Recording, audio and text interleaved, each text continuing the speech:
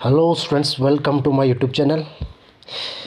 मेरे इस चैनल में आप लोगों का स्वागत है। तो आज हम आवेशित संधारित्र की वैद्युत ऊर्जा के बारे में पढ़ेंगे। यानी कि आवेशित जो संधारित्र है उसकी वैद्युत ऊर्जा कितनी होती है उसके लिए हम डेरिवेशन करेंगे। तो ध्यान से देखिए आप कि जब किसी संधारित्र को आवेशित किया जाता है, यानी कि किसी संधारित्र को आवेश दिया जाता है, तो उसको आवेश देने में कुछ कार्य करना पड़ता है। तो आपको मालूम है कि किसी कार्य को करने के लिए, यानी कि किसी कार्य को करने के लिए ऊर्जा की आवश्यकता होती है। ठीक है, उसी प्रकार से आपको ऊर्जा के लिए कार्य करना पड़ेगा। ठीक हो गया। तो यहाँ से आपका एक आवेश है प्लस क्यू, प्लेट है आपका प्लस क्यू आवेश से, और एक प्लेट बी है आपका माइनस क्यू आवेश इसमें व्यवस्थित है, या प्लस क्यू आवेश इसमें वितरित है। मतलब ठीक हो गया।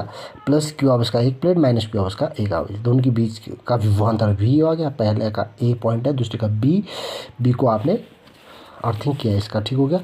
अब ध्यान से देखें तो गणितीय विधि क्या है इसकी, इसको हमने निकालना है कि यू कितना आएगा, यानी कि ऊर्जा कितनी आएगी, जो आवेशित संधारित्र है उसकी वैद्युत ऊर्जा कितनी आएगी। तो माना संधारित्र को आवेशित करने के लिए किसी क्षण उस पर क्यू आवेश है तथा उसके प्लेटों के बीच विभवांतर v equal to Q upon C है। तो आप विभवांतर v equal to Q upon C ये फॉर्मूला जानते हैं, तो ये याद करना आप कि विभवांतर उसका क्या है, v equal to Q upon C. अब संधारित्र को एक अत्यंत सूक्ष्म डी क्यू देने में, तो आपका संधारित्र को अत्यंत सूक्ष्म डी क्यू देने पर जो आपका कृत कार्य होगा वो होगा आपका W equal to V into Q. आपने पढ़ा होगा ये V equal to W upon Q. तो यहाँ से आप W निकालेंगे तो V इंटू क्यू ये हो जाएगा। तो आपका डी क्यू आवेश के लिए है, तो आपका डी डब्ल्यू इक्वल टू होगा वी डी क्यू, यानी कि यहाँ से आया तो D W equal to V equal to आपने क्यू अपॉन सी लेना है, तो Q upon C into D Q हो जाएगा समीकरण 1। हमने करना क्या है इसमें कि जीरो से क्यू आवेश देने में कुल कार्य जो हुआ, तो यहाँ पर हम क्या करेंगे इसका समाकलन।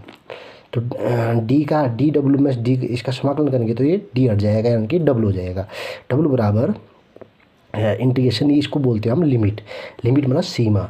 मतलब किसी चीज़ की वैल्यू कहाँ से कहाँ तक चेंज हो रही है, कहाँ से कहाँ तक बदल रही है, उसको बोलते हैं लिमिट। यानी कि जीरो से क्यू आवेश तक बदल रही है। और Q upon C into D Q इसको हमने ऐसे ही लिखा। ठीक हो गया। वन अपॉन सी अपॉन में सी है तो सी को हम बाहर ले लेंगे, क्योंकि ये कांस्टेंट है, इसका इंटीग्रेशन होगा नहीं, केवल जिसमें डी लगा होगा उसके सापेक्ष होगा। तो यानी कि क्यू का होगा, यानी कि क्यू डी क्यू है, तो integration zero to Q D Q, यानी कि यहाँ क्यू डी क्यू कैसे आएगा, इंटीग्रेशन एक्स डी एक्स वाला फार्मूला लगेगा। एक्स डी एक्स का फार्मूला होता है आपका X square upon two plus C, यानी कि एक्स की पावर जितनी होगी उसकी एक पावर बढ़ जाएगी, बट्टे में भी जितनी पावर बड़ी थी वो नीचे लिख लेंगे। यानी कि दो बड़ी थी तो दो आएगी, तीन बड़ी थी तो तीन आएगी। जैसे एक्स स्क्वायर डी एक्स है, तो एक्स स्क्वायर का क्या हो जाएगा, एक बढ़ जाएगा, यानी कि एक्स क्यूब, बट्टे में भी क्या आ जाएगा, तीन आ जाएगा प्लस सी। तो डब्ल्यू इक्वल टू आपका ही निकला वन अपॉन सी।